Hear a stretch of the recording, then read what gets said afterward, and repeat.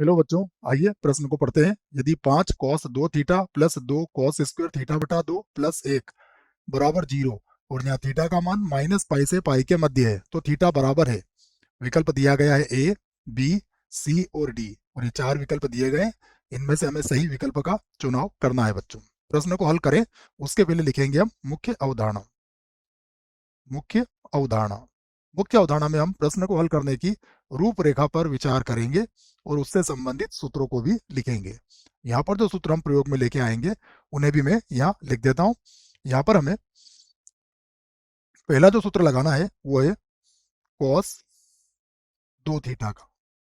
Cos 2 theta बराबर होता है 2 cos स्क्वायर थीटा और -1 के बराबर। इस सूत्र को आपको याद रखना है। इस सूत्र को अगर इस प्रकार से लिख दिया जाए, कॉस थीटा बराबर, तो यह बन जाता है 2 cos स्क्वायर थीटा बटा 2 -1 के बराबर। तो यहाँ से आप कॉस स्क्वायर थीटा का मान भी ज्ञात कर सकते हैं। अब हम जो मान दिया गया है, जो सरु समीकरण दी गई है, उसे लिखते हैं और प्रश्न को हल करते हैं। हमें दिया गया है 5 cos 2 थीटा,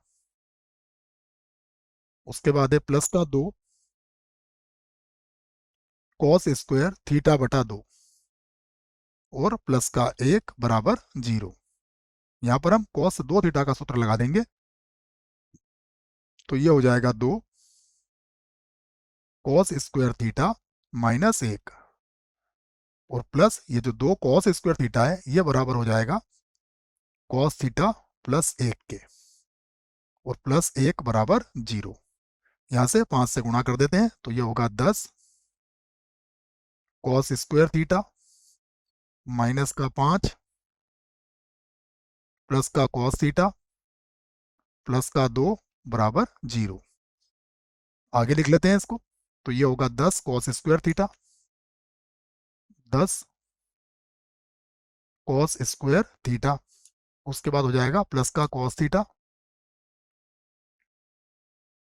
और उसके बाद है 5 में से 2 घटाएंगे तो माइनस का 3 बराबर 0। तो 10 cos स्क्वायर थीटा, गुणनखंड कर लेंगे इसके, तो 30 चाहिए तो ये हो जाएगा 6 cos थीटा माइनस का 5 cos थीटा माइनस का 3 बराबर 0। यहाँ से हम 2 cos थीटा कॉमन ले लेते हैं, तो यहाँ मिलेगा cos थीटा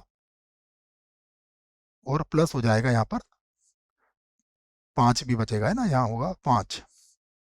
2 कॉमन निकाला है तो 5 बचेगा, 5 cos थीटा और प्लस यहाँ पर हो जाएगा 3। यहाँ पर माइनस का 1 कॉमन ले लेंगे तो 5 cos थीटा और प्लस का होगा यहाँ पर 3 बराबर 0। तो यहाँ से हमें मिलेगा 5 cos थीटा प्लस का 3, एक गुणनखंड ये मिल जाएगा इसका, दूसरा गुणनखंड होगा 2 cos थीटा माइनस 1 बराबर 0। तो यहाँ से हम cos theta 5 cos theta plus 3 और 2 cos थीटा माइनस 1 को अलग अलग 0 के बराबर लिख लेते हैं। सबसे पहले लिखेंगे हम 5 cos थीटा प्लस का 3 बराबर 0, या 2 cos थीटा माइनस 1 बराबर 0। यहाँ से cos थीटा बराबर हो जाएगा, cos थीटा बराबर होगा माइनस का 3/5। तो यहाँ से थीटा बराबर हो जाएगा cos इनवर्स माइनस का 3/5 लिख सकते हैं इसको। इसको लिख लेंगे cos इनवर्स माइनस का 3/5। अब हमें पता है cos इनवर्स माइनस थीटा क्या होता है, pi minus cos inverse x के बराबर होता है। तो इसको हम ऐसा भी लिख सकते हैं, थीटा बराबर पाई माइनस cos इनवर्स 3/5, ये लिख लिया हमने। या यहाँ पर cos थीटा बराबर आ जाएगा 1/2।